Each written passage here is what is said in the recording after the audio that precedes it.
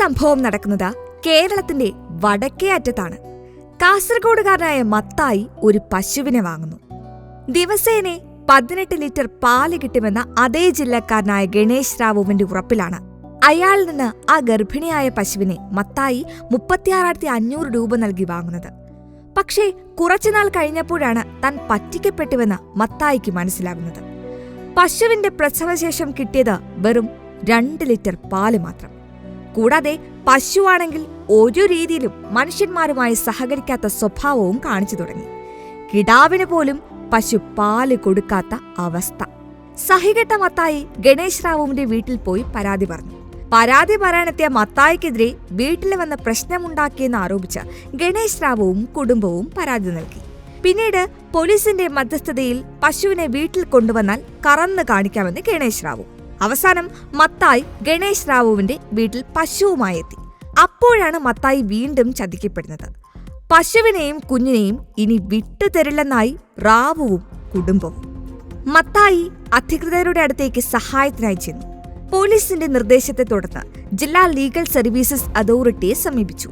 പക്ഷേ റാവു ഹാജരാകാൻ തയ്യാറായില്ല. പിന്നീട് മത്തായി ജില്ലാ ഉപഭോക്തൃ തർക്ക പരിഹാര ഫോറത്തെ സമീപിച്ചു. അവിടെ വെച്ച് വളരെ വിചിത്രമായ വാദമാണ് റാവു ഉന്നയിച്ചത്. അങ്ങനൊരു പശുക്കച്ചവടം നടന്നിട്ടില്ലെന്നായിരുന്നു റാവുവിന്റെ വാദം. പക്ഷേ അത് വിലപ്പോയില്ല. കമ്മീഷൻ മത്തായിക്ക് അനുകൂലമായി വിധിച്ചു.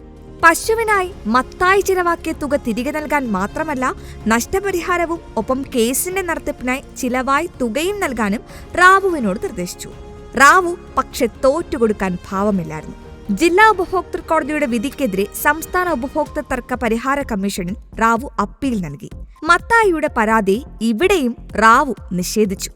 പശുവിനെ വാങ്ങിയത് തെളിയിക്കാൻ മത്തായിക്ക് ഒരു രസീതും ഹാജരാക്കാൻ കഴിയില്ലെന്നും സേവനത്തിലെ പോരായ്മ നിർണ്ണയിക്കാൻ അദ്ദേഹത്തിന്റെ വാമൊഴി തെളിവുകൾ മാത്രം പര്യാപ്തമല്ലെന്നും റാവു വാദിച്ചു.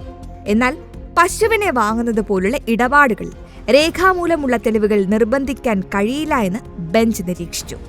അത്തരം സന്ദർഭങ്ങളിൽ വിശ്വസനീയവും ബോധ്യപ്പെടുത്തുന്നതുമാണെങ്കിൽ വാമൊഴി തെളിവുകൾ പരിഗണിക്കാവുന്നതാണ്.